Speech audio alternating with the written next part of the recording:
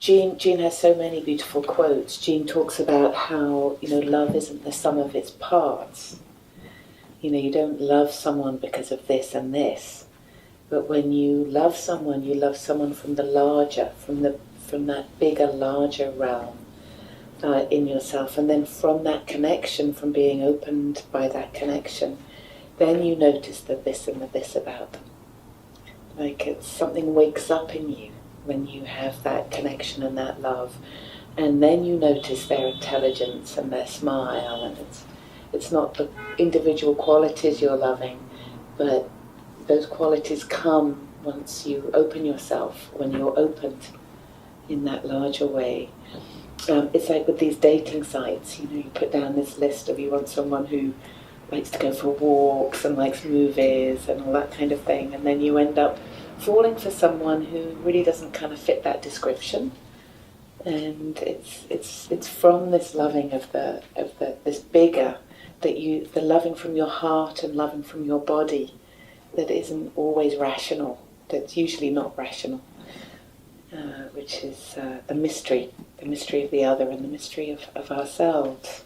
The face of the other makes a claim on you. It's not just lovely, but the face of the other makes a claim on you. So beautiful. And Jean has another wonderful quote from Jean, is that the person is the one who looks from behind the eyes, who looks out from the eyes.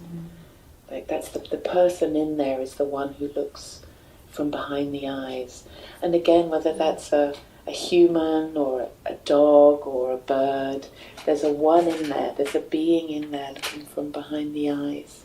So we're thinking about how we are defined by these encounters with the surprise and amazement and sometimes the horror of the other. How can they be like that? What is wrong with them? What is going on here? Or, oh my God, how can they be like that? It's that mystery of the other.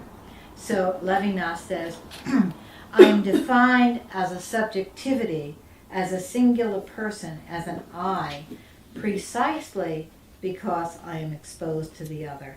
It is my inescapable and incontrovertible answerability to the other that makes me an individual I.